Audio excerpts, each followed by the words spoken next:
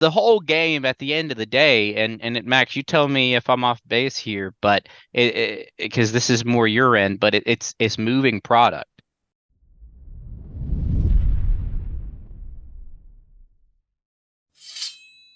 Welcome, everybody, to Paper Gold Deep Dive Excavation, episode number 5.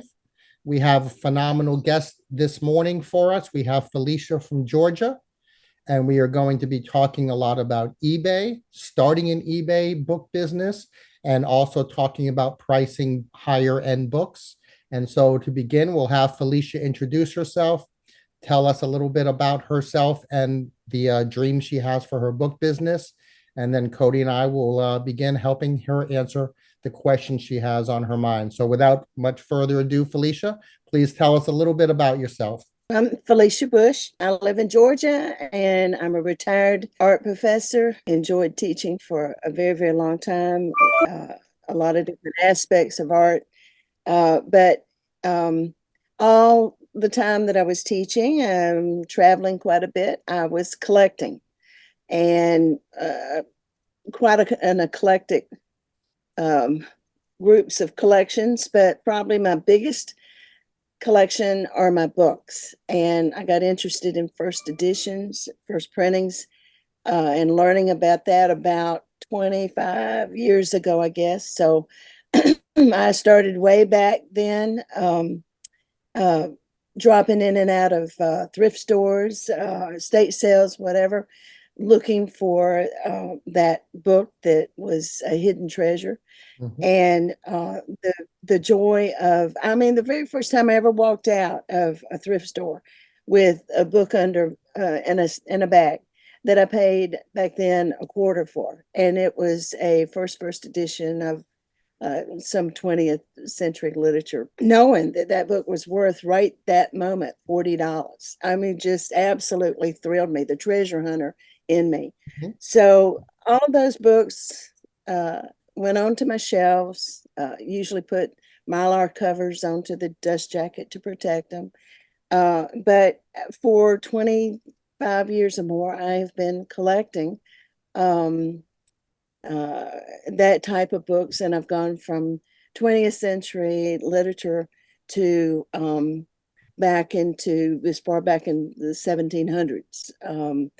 Really old, leather bound, beautiful books, and the older the better. And so I've been in the process of learning. I'm still learning about all of that, but now I'm at an age to where I feel like those books have percolated on the shelf long enough, and I'm ready to start selling them. In addition to that, my father died, who had an extensive library. I'm talking about close to 3,000 books, I guess, most of them Wow. history. No fiction at all nonfiction, history, science, and so forth, and especially the Civil War and anything to do with Georgia. Like, for instance, I've got the complete set of the colonial records of Georgia that are sitting here, and I have not put any of that up on to sell yet. I've been selling through eBay. Most of his general books, I just started with one bookcase at the top shelf, and I've been working through the shelves, trying to list about 5 books a day on eBay. And I've got less than 100 books listed. I mean, right currently. Mhm. But they sell on an average of about 2 a week, and 2 out of 100 listings a week is pretty good. I know you have like 20,000 listings and you sell well way more than that. But so right now my biggest challenge is getting them listed. But some of the challenge is the pricing, and that's why I'm here today. I want to get some advice from these guys about uh, how to price to get, because Max, I've just been amazed at what you have been asking for books and getting it. And it's like, that's where I want to be. I want to get, especially when I start pulling the good ones Sure. off the Yeah. shelf. Yeah. That's a nice one too, by the way. You did good with that Yeah. one. And so you just began the process of selling on eBay a couple months ago, would you say? Oh, Actually, I've been selling on eBay since about 20 years. But Okay. when I developed the name Pack Rat Queen as Hmm. a brand name to sell under, because not just selling books, I also sell Sure. jewelry and coins and Hmm. a bunch of other stuff. I started a new eBay page, but it's still a personal page. I Sure. haven't gone business yet because with 250 free listings, Right. why do it? But now I'm ready. And that Right. was another thing I wanted to ask about was starting an eBay store and the advantages, especially being able to use some of their tools like Terapeak. Sure. I Yeah. haven't used that yet. And maybe that will help me with the pricing. And so I said that to say that my statistics on eBay only go back now about 2 years, maybe. Okay. But I would say your father's collection you estimated to be a 3,000 books. About 3,000, and I had another 1,500 to 2,000, I guess, Right. myself.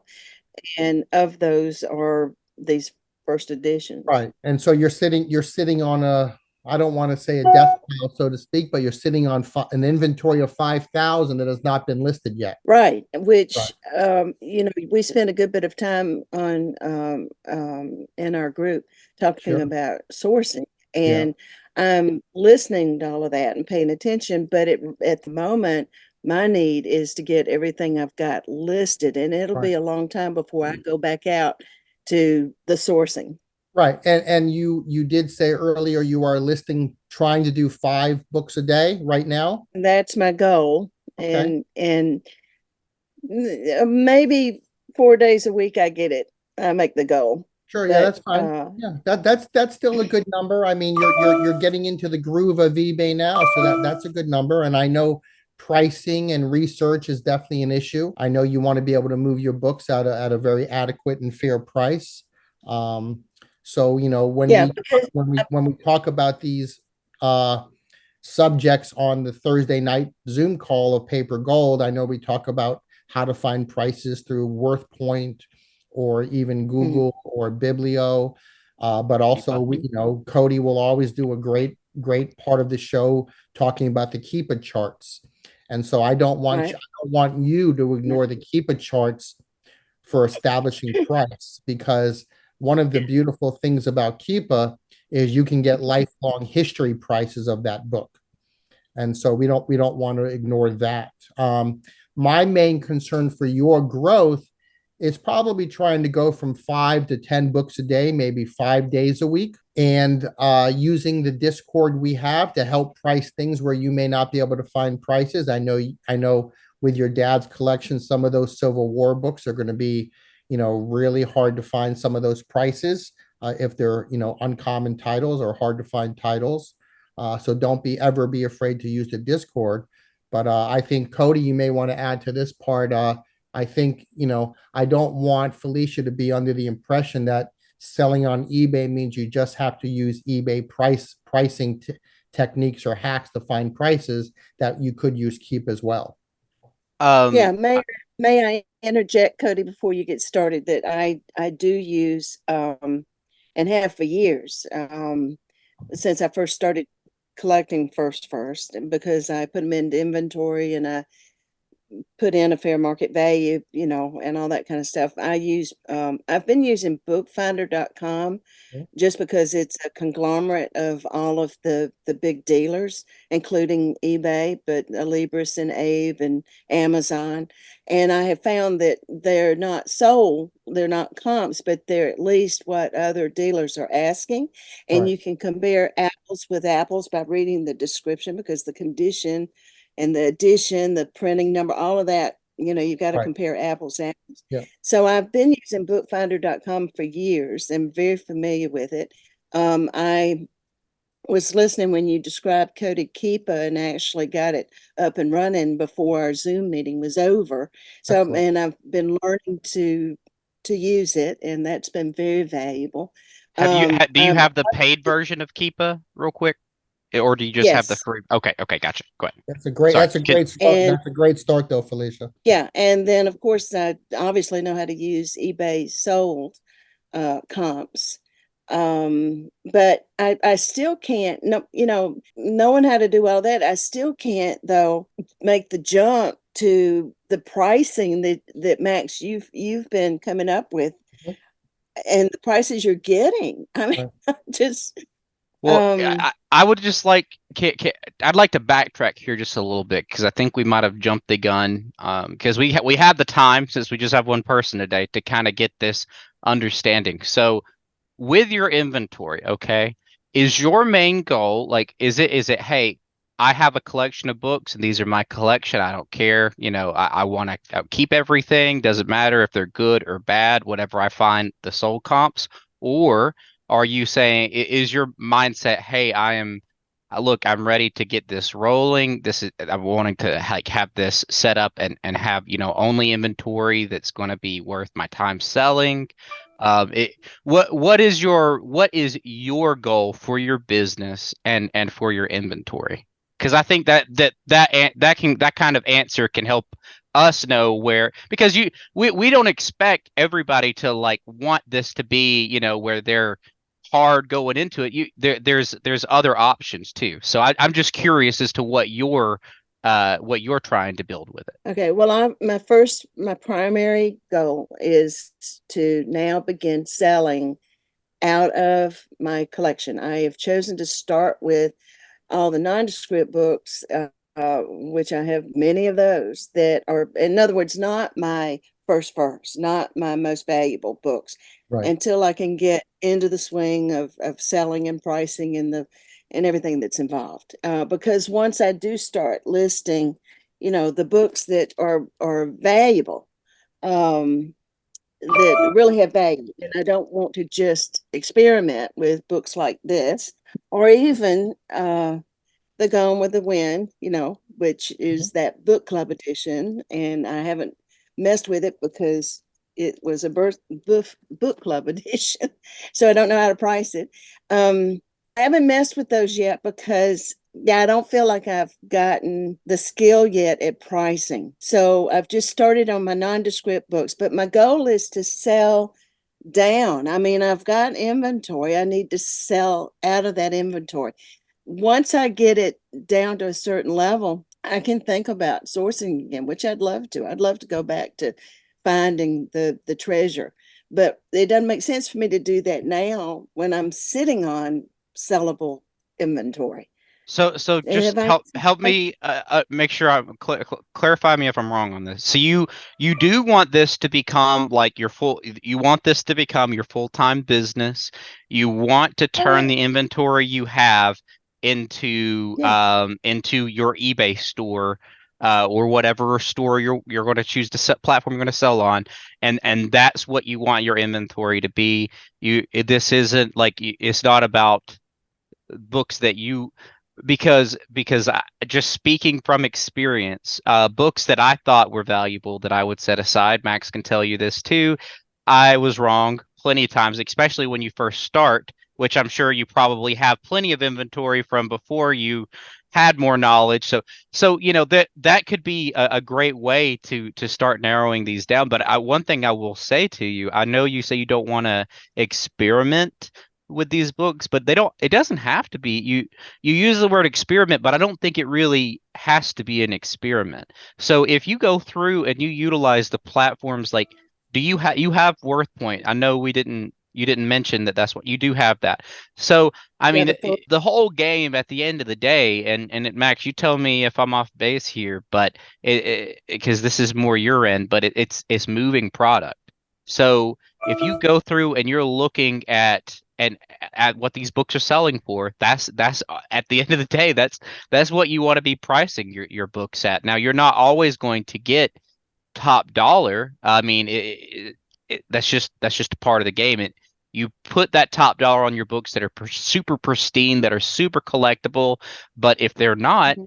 just price them to move them because that issue that you have right now, which is listing books, if you were to sell, let's say two or three really expensive collectible books off the bat, you could have enough, money set aside just to have somebody to help you with that listing to where maybe you're doing the pricing and then you've got somebody that you can either bring in, it could be somebody you're close to even, that to come and do the listing process for you, and just kind of speed up that, because again, that what usually the hard part for people is going and sourcing, because they're having to divide their time between sourcing and listing. Yeah, Well, you don't have that. but You not don't right. have that problem.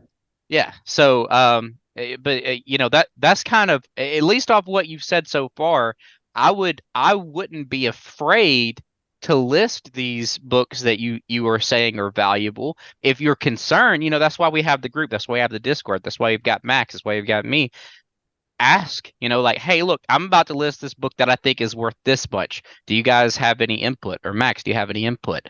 Anything like Okay. that will keep you in it, because books there are going to be expensive books, but also there's going to be plenty of books that you just want to move, even though people have it listed for whatever price. You want to get that inventory rolling, and I think that's going to be your number one And, number and one I thing. do have plenty of those kind of books, and that's what I said I've started on. Just took Right. one bookcase and I'm just going down the shelves, just Yeah, listing them, boom, boom, boom, boom. And those are the ones they've been selling steadily. yeah, But I do realize the issue is getting more listed, and I am totally for being able to hire somebody to help me with that. And it's not a matter of making money to be able to do that. I can do that now. sure, sure. And I have found a little guy that is interested, that I'm planning on bringing on board to do that. But probably time is my biggest issue, as it is with all of us, because I'm not just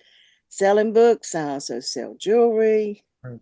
I Sure. mean, almost much time involved, and not only that, but I'm creating content for social media and YouTube, which at my age, I'm doing stuff I enjoy. I enjoy the books. I enjoy handling the books. I enjoy my jewelry.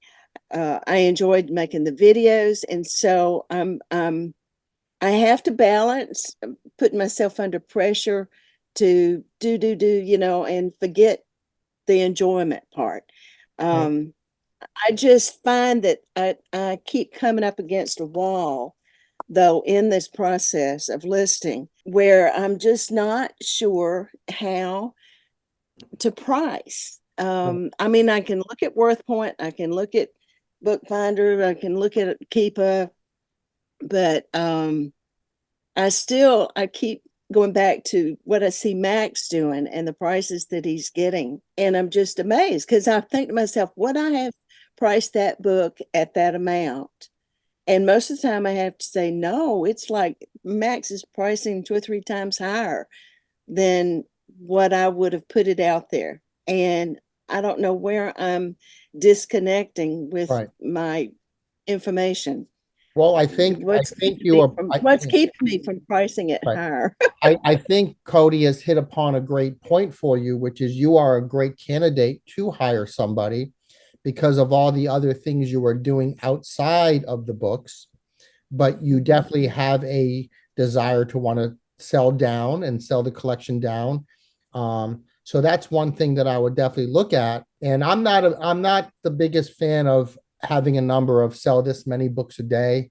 I'm more of a fan of having your books priced ahead of time and then saying to yourself, I'm going to list $500 worth of books today. But for this specific conversation, I'm just going to say this to you, that if I could get you to list 10 books a day, 5 days a week, which is 50 books a day and 200 books a month, and if you could sell these books, half of those books, you're going to be making $2,000-3,000 per month just with those basic numbers of listing 10 books a day. If your All right, ASP, Tim. if your ASP is about $30.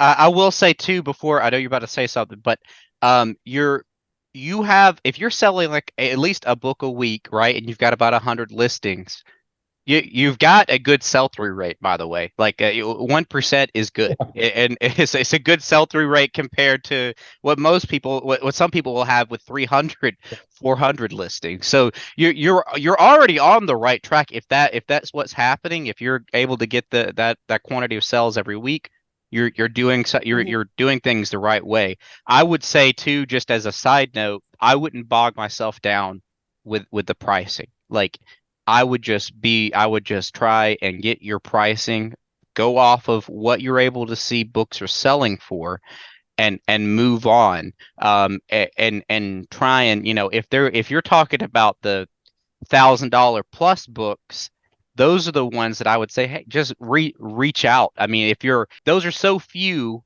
when you're seeing in your collection that that can be a case by case basis sort of thing. It's just my personal opinion that I wouldn't bog myself down too much with trying to do that. And one thing I will say that you've made mention of a few times, which is Bookfinder. It's good to find if this is just my experience. It's good to find if there's copies out there, but I do not think it's a great resource for pricing books. Because you're going off of there's just a lot of variables that it shows you.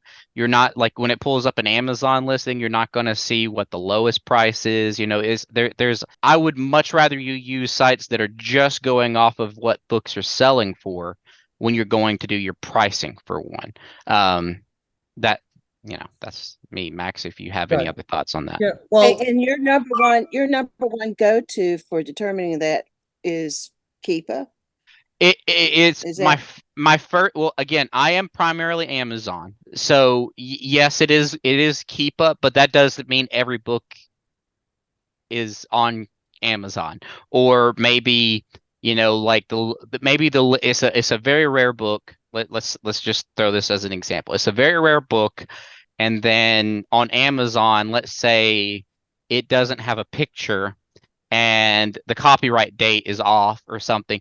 Sometimes Amazon just has broken listings. That's what I call them. They're just wrong, inaccurate listings. So that's when I go to places like WorthPoint. If there is nothing on Amazon, and let's say Keepa doesn't have any data either, or the Keepa data doesn't give me all the information I need. Let's say in the past 6 years there was one copy up and it sold within a within 3 day span for $75. That to me isn't really enough data to know what I should be pricing a book at. That's enough data to know, hey, if I put this up for $75, it'll sell in 3 days. But does that really mean that's what the value of the book is? Am I happy to wait a week to sell it for $150? So that's where I bring in WorthPoint. I know a lot of people talk about Terapeak, and that probably, from my understanding, is basically the same thing as what WorthPoint is for the most part. But I would recommend just trying to just moving on. Have yourself your sticky notes, or note cards or whatever it might be. Do that research. Find out what you're going to price the book at. Write down any details you want your lister to have or your lister to mention, or make sure they take a picture of, and put it in the lister pile, and just chug on. Just keep rolling through, because it's really easy to get bogged down and like, oh, well, this person has it this price, this person has it at this price, but what really matters at the end of the day is what they're selling for. let's talk about the book you keep holding up, which is the Gone with the Wind Book Club edition. What do you think the value is of that book? I'm clueless. I mean, Okay. but I haven't researched it. Okay, Fine. I haven't researched it. Okay. But is this So a I is mean, this a book you're I've having a only hard time letting go of? no. Okay. I'm actually I don't have any problem letting any of them go. Okay. I just don't want to put it out there for $100 when I could get 500. Right. Well, I'm looking at eBay as we talk in this conversation right now, and the book club edition is going to sell for as low as $10 and as high as $30. So you can price it anywhere you want within that range. To me, this is a common. I see this book quite frequently, and it also sells a couple times a week on eBay. So I'm pretty sure if you price it fairly, you're going to sell your copy rather quickly. Did you find that those figures on eBay sold comps? Yes. Sold comps. Yep. Okay. And it What is Max? Hang on, Cody. Max, what is your go-to for pricing your books? Cody has said he uses Keepa and WorthPoint. What is your go-to? Well, I have a lot of go-tos, but and I don't have one. It all depends on the book. If I'm looking for a book that is published in 1725, I'm not going to use eBay as a value guide. So what do you I'll use? I'll probably go to Google first, and I'll learn a little bit more about the book itself, and see if there are any other prices out there, sold comps, hopefully, because a listed comp is just an idea. Or it could be a wish. It doesn't mean it's priced correctly.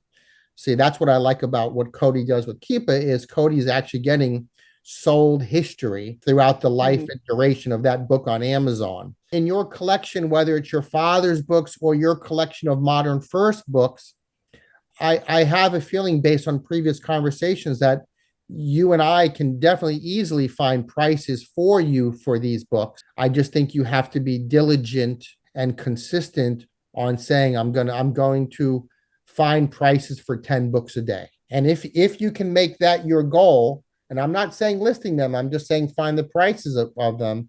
I think that's one of the first ignition starts for you is let's get 50 books priced. Let's talk about those 50 books if you have any questions on them, and let's compare your prices with my research, and then we can get the ball rolling on selling more books and selling down your collection, which is what you clearly want. And at that point Okay. too, you'll have plenty of books in your arsenal for when you do have your lister, right? You'll already have like a leg up so that even if they, because it may be quicker for them to do listing than it will be for you to price. You'll already have, kind of have some in reserve ready for them to start processing as well. But what Max was saying about, Google, like I'm sure is your copyright year on that book like 1964? I'm just giving you an example of what I would do here. 36. So I just did a Google search, all right? So I just did Gone with the Wind Book Club edition. And Okay. what that pulls up for me, now again, this is one you'll have to double check on maybe some other pictures because it doesn't give you a great, maybe you can look with yours without a dust jacket, but this one says Gone with the Wind, Right. 1964 reprint of the 1936 first edition. This is, I mean, it's a good seller, but it's not going to be something insane, but again, you'll have to verify that's the same one that you have. They even have the copyright page here. So if that's your copyright page, that's probably your book. This took me what 30 seconds, and I'm able to see, what, and again, the used prices are going to be the lowest average sell price at the time of that book. So the lowest average sell price of this book has been steadily at pretty much $15 since November. Okay. So, again, this is just to show you on the majority of your books, you can do this. Now, if you had the copyright, date, you could just plug that in right there instead of having to try and figure that out. But, if you had the copyright year of a book, you could just plug that in instead of not having one.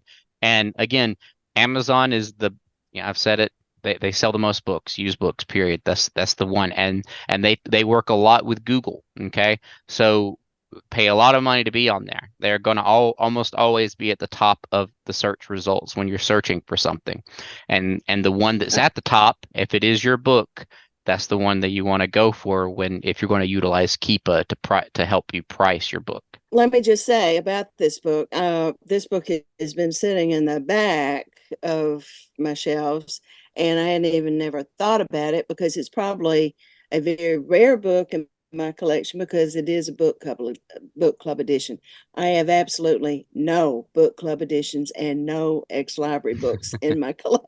Hey, I just when I in the last 30 years been going out buying first, I wouldn't even touch an ex-library, a rejoin, a remainder book with a mark on it, or a book club edition. So it was because Max asked me if I had a copy of Gone with the Wind that I've even pulled this out. So when I told you I hadn't researched it, I haven't. And if you're saying they're selling for $15, I will list this baby tomorrow. I mean, Yeah. Felicia, if you're No asking me, attachment yeah, to it. if you're asking me, I would price it above the $20 mark with best offer on eBay. You did put a Mylar cover over the dust jacket. You do have some, you do care about the condition of the book.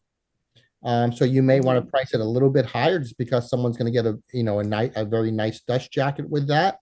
Yeah. But this is a book that sells every day on eBay, sells every day on Amazon. Yeah.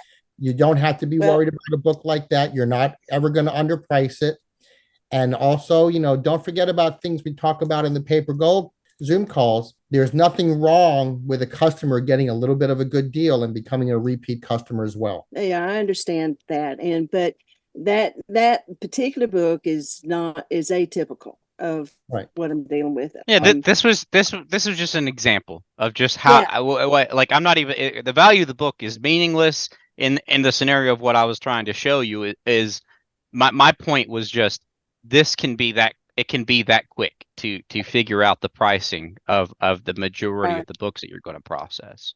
It's going to be books like this that Mhm. are big sets, Right. of 20, 21 volumes. And this set's going to be hard to price. Says who, Felicia? Stuff like Right. Says who? the personal memoirs of U.S. Grant from Mhm. 18 something, first edition. And it's got some smoke damage. Right. We had a house fire in Atlanta, and some of Daddy's best books got smoke damage. But I've been listing those, and they've been selling even with smoke damage because the books are so rare.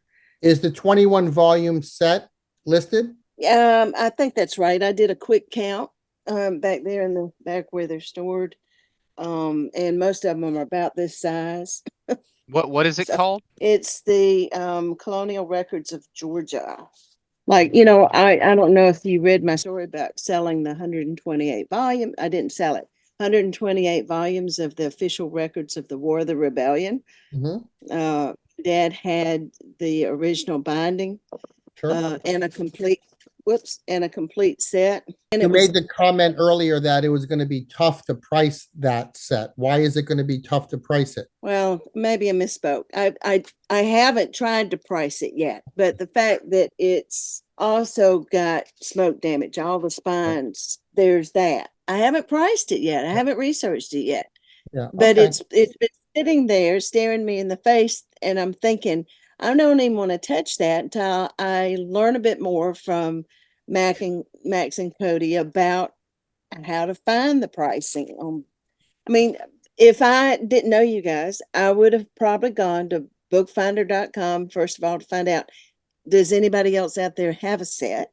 Right. Because Bookfinder will give you an idea of that. What's available and what are those dealers selling them at. And it's only been in the last 6 months that I have subscribed to WorthPoint. I haven't looked on WorthPoint yet. There we go. All right. I Look at felt that there. pristine set.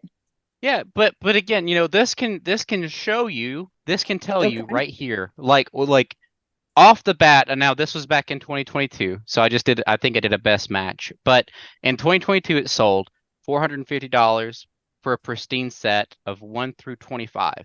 So what you can do with that knowledge, okay, off the bat is know, okay, probably that's going to be like 450 is going to be the max that you're going to probably be listing these things for because that's what the one of the more recent solds have been for it. But again, this was just literally, I mean, on the first page under best match, search that Cloney Records of Georgia set, and that's one of the things that popped up for it. And now you take Okay. into consideration what I would do is go and see what's out there on eBay. Do the same search on eBay. If there's any Right. out there, then you'll know, okay, that I can't price above as well, and then factor in what your damage is. So like let's say if Right. for some reason there was one out there for $400, do you think that you would be able to price yours at $400? I wouldn't, considering that there's the damage. So you'd have to kind of go off of that. But these things I feel it may seem like it can be a challenge to get into, but you can find this stuff really fast. I mean, super super fast. and get this information, especially on these bigger sets. You know, these are taking up some they're not a small shelf that they're taking up. They take up a rather large amount of space. So that's my thoughts on it. And I also, Cody, I wouldn't be shocked if she listed this and she was shipping it within the state of Georgia. Right. Oh yeah. Yeah, absolutely. A So, local pickup. yeah, Local pickup. someone may local pick up that just because geographically you're in the right place to sell that. I don't want you to be. We're going to be talking about this Thursday, by the way. But we're going to be talking about pricing books and books when you can't find comps. At a certain point, my belief is you cannot be owned by the mystery of the price of the book. That at a certain point, you just have to be willing and able to want to sell them. And you can price them high. You can price them at auction and let the market determine what the price of the items are. But, you know, I have to be transparent with you. I also feel like you may have an issue of fearing letting some of these books go, and so you don't want to put the price on them. Does that seem have any relevance? Yes, if I were to extend that sentence, fearing letting them go at too low of a price. That's what I think I fear. Great point. I really truly don't have any emotional attachment to it. And yes, they need to come off of that bookshelf. Let me ask you this. Cody just showed the sold comp for $450, which is 25 volumes, and I guess the collection is 20. It's a 27 volume set based on that information. I would, of course, double and triple check that. Did you think before Cody showed that screen that this was going to be well worth more than $450? No, that sounds reasonable to me. But I hadn't even, I mean, I have Worth Point. I hadn't even priced it yet. When you just told me find prices for 10 books a day, I wrote that down because that's probably, maybe that's been my bigaboo is I just will sit down and price the book. I mean, sit down and research it. The only books I've been doing that with are the 5 books that I sit right here and have taken photographs of and I'm listing. And so I've been pricing them as I've listed them. I like the idea of going ahead and pre-pricing and putting a sticky note on it so that, man, I think that'll really speed up the process tremendously. And it'll give me a better idea of how much money I've got sitting on the shelf. Exactly. And you already have the process. All you have to do is go into the process. You already know what to do. And you also, like Cody mentioned earlier, you have the Discord, which is just an ultimate phenomenal Discord of support and information for people on books. You have Cody and I spend an hour a day talking about prices of books that we can't find too. It's not an unfamiliar territory when you sell books that it's sometimes difficult to find prices. But if you go back to some of those older episodes, we've asked people with this similar issue to put a price on it and see what happens. And I would say the vast majority of the time, once they do that, the book sells. They're more than happy that the book sold. They're also shocked at the price they got. I mean, I would just use Keith as the greatest example of that right now when he sold that Disney book. But, you know, let's not be afraid to price things. Cody has the right idea for you. Let's price 50 books. Let's price 5 or 10 books a day. Let's get to 50. Bring your lister in. They don't have to do the final listing. They can put everything in draft for you to look at everything before you list it. But at least that's going to give you a bank of books to list every day. If you have 50 in the bank, you can look at 5 a day, list those 5, research 5 more, and that way the process of listing books daily or at least 5 days a week, you're in control of. And right now you're not in control of anything because you don't have that system in place. And so I think what Cody has brought to the table with me today is the system for you to get things priced, listed on a very consistent basis. And I already know this. You're going to make a lot of money from these books. I know from previous conversations the kind of books you have, and I think we just have to get some prices on them, and you're going to be you're going to be more than excited and exuberant about watching your 90-day total on eBay. And maybe if you use a little Amazon, you're going to be very surprised at what you can do on Amazon as well. Yeah. And and Right. and you're going to be Okay. surprised that not only the books that you're going to say, "Oh wow, I thought these were worth more," but on the opposite end too. Sure. You're going to have those books that you're like, "Wow, I did not have the slightest clue this would be worth this much." So Yeah. it's yeah, you're Yeah. gonna it's gonna Right. be it's going to I can already and again I could be very wrong, but I feel like there is a sense of fear of finding out the true value of a book sometimes. It's like, oh man, it's like I want it to be so good Mhm. that if I look it up, then I'll know for sure. And once you know, it's that's kind of a hurdle to get over. Because I'm not saying you're Well, sentimentally attached to the books, but there is sentimental points. These were your father's books, so you want them to have value. Like these were things that he well, collected, and that's yeah. there's nothing wrong with that at all to feel that way. Yeah. It's just in order. Well, I mean, I've grown up with books and grown up with some of these books. Right, And yeah, maybe there is more sentimental thing going on than I realize. But I will right, say this, though, there's a tremendous advantage to these particular books. I have zero money in it, exactly, yeah, zero investment. You win. They've just been You taking up win. space in my on my bookshelves, so I don't have to say, well, I had to pay $10 for this book, what's my profit? It's all profit. exactly. So that's one advantage. And even the books that I bought that I started buying 25 years ago or so, I've gone back and look, I've cut 50 cents. I mean, probably the most I paid for any of these first that I was 15 or $16, and they've all increased in values. Now, all right, but there was another question that I had, Mhm. um, if we've got time to address it, and it We is do. that I have my eBay right now is just a personal, and it's not a business.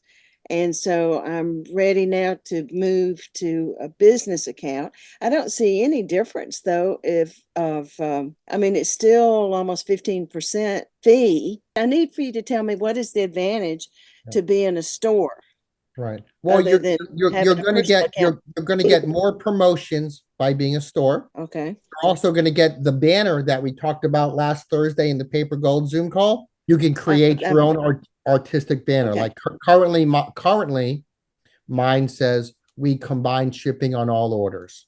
So everybody who goes into my store is going to see that spread of we combine Okay. shipping on all orders. Other people in the Paper Gold group have a banner that says 10% off all inventory, or things of that nature where you're promoting your store. Right now you can't Okay. do that, and you are sitting on a king's ransom right now. You have your father's Civil War collection. Cody, can you imagine having a banner that says phenomenal Civil War collection for sale in my store currently? Yeah. You are going to sell books. You're not going to be able to keep up just because of having that banner and specifying a Civil War collection. Let me Okay. ask this real quick. Do you love hunting for books? Is that do you enjoy doing that part of the business? Or do I you? did. You talking about when I was sourcing? Yes. Oh yeah, that's I'm a treasure hunter. Yeah, I love it. In fact, I'd love to get these books out of the way so I can go back to doing that. Then you just answered my question that I was going to say. My recommendation for you is What? I what I would do truly you have nothing in them. I would go in and be the lowest price on a lot of these books. If there are people out there, be the one that can move them and get clear the inventory, make plenty of you're still going to make plenty of money doing so, and get yourself.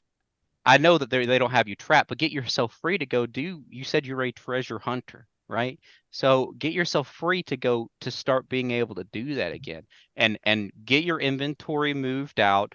Don't worry about the highest price you can get for these books, and you'll learn enough while you're doing this process to know what you should be spending when you're out treasure hunting, when you're outsourcing looking for books.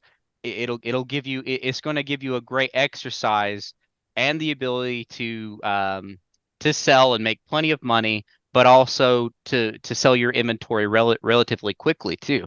Um, That's my opinion on what your current situation is. I'm not saying do that for every book, but I'm saying, if you enjoy treasure hunting, let this be how you learn how to price books, learn how to identify the value of books, so that when you're out, you can do that very quickly. At the And same time. that's what Cody and I specialize in talking about, is being that treasure hunter and knowing how to get great books, finding them out in the wild. But Cody's right. Not everything has to be a $300 book. If your ASP, if your average sale price is $30 and you sell 200 books in a month at $30, that's $6,000. Right. I know this is an easy number for you for your collection. I know it is, based on our previous Right. conversations. Right now, just the books that I've been listing, which are just really, just to give you an example, I mean, this was just one particular shelf, and it just happened to be a shelf that was all about things like Christian apologetics, religion in America. Sure. Um, this is the 100 books that are listed right now are generally in this sort of category. And I'd say my average sale price has been closer to $15 instead of 30. So, but I have been doing what Cody said. Right. I have looked at sold comps on eBay and I have priced it to be very competitive. But I'm Yep. having to, I don't do free shipping. That's Good for another you. Good thing for you. that we talk about. I let the buyer, calculate his own according wherever they live, and it hasn't deterred anything. Free shipping, I've got to add money, to the price to cover. Right. I was just getting ready though to start experimenting with doing that, offering free shipping and raising my price $5 or $6 um, on You, it. you But do not you do not need to do promotion. You don't have to promote your huh? books. You don't have to promote your books, and you do not have to do free shipping. The important thing for you, stop making it harder than it has to be. Let's start pricing your books. We're not in the saturated markets. We're not Yeah. selling clothes. We're not selling the stuff that people have to do promoted listings on, have to offer free shipping on in order to make their listing stand out. Now, you do want your listing to stand out from other booksellers, but there's nowhere near as many people out there selling books like Right. this than there are people selling Yeah. polo shirts or Um, whatever it might You're be. sitting in the I driver's seat, Felicia. Yeah. I will have to admit that I do source a little bit on Whatnot. I've bought a few things on Whatnot, as Max can testify to. But I picked up just three advanced reader copies of Mhm. just fiction, and I've probably got 50 or 60 already from years past that I've picked up, and I haven't put any of them out there yet. But I got these for like $1 a piece from this little gal and Whatnot. And I know that they're worth a lot more. I've just listed three, and I think I put them up, I don't know, $15 or $16. We'll see. I can't remember. That I may be wrong about that, what the listing is. Well, the Um, quickest way to raise that ASP as well is to list some higher price books, and that ASP will go up from $15 to 20 to 25 to 30. We just have to get those. yeah. We just have to get them priced, Felicia. You are sitting in the driver's seat. I think Cody and I will definitely check back in with you in another 2 months or so. Check on your progress on the same show, and we'll be able to give everybody viewing a progress report on how you've been doing. So you do recommend that I go ahead and move to a store, One even if hundred, it's one just the 100%, basic one store, hundred just percent. make that move. Yep. And I will work Okay. with you on that as we go on things you can do, running sales on inventory and things like that. I'll definitely help you. But for the price you pay for a store, you're going to make that money back easily in one sale. My takeaway that's really gone into me is what you said about finding prices for 10 books a day. Just Mhm. start with that. In other words, separate it from my whole entire listing process, because that's when I've been doing the pricing, is as I was listing. I just, Yep. 5 books a day. But if I go ahead and research and price and just knock that out and put sticky notes on the books, then whether it's me listing or my new Right. hire that's listing, I think it's all going to go a lot quicker. Put the That sticky makes note in the book, put the books back on the shelf. Let's get 50, Cody, right? Get 50 is a good number. I think And so. then either you list, Felicia, or your new employee list. But let's get 50 in the bank first, and then let's start making some money and show some growth on your eBay store. Please write down your 90-day number, not for us right now. Write it down for yourself, whatever it is today. So when we check back with you in 2 months, we're going to revisit that 90-day number as a surprise to all the viewers, and we're going to show the phenomenal progress that you've made in 60 days. Cody, any final parting thoughts for Felicia? No, I again, what I will say is kind of what I think has been the synopsis of this whole show, which is just go through your version right now of sourcing should be pricing. I think that's what your sourcing should be, is sourcing through your books, making sure that you have, like if they don't meet that number of what you want them to sell for, if you're ready to move them, then there you can either give them to friends or donate. Just move the stuff. Don't play around with it. Just get it going, and you're going to be really surprised with what you're able to build off of what you currently have.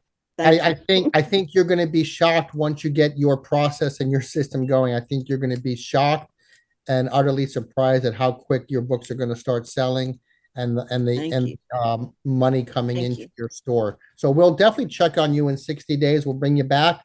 We'll do a review and a progress report. We won't yell at you, I promise. Well, maybe we will, just a little bit, just to keep you honest. But I want to thank you. I want to thank you for coming into our deep dive excavation show for Paper Gold. I hope to see you on Thursday night for our Zoom call at 8 p.m. Eastern Standard Time. And if anybody has any questions or would like to join the Patreon group, just find us as Paper Gold, an ongoing book hunters conversation. And we'll see you next week. Bye-bye, Felicia. Bye. Bye. Bye-bye.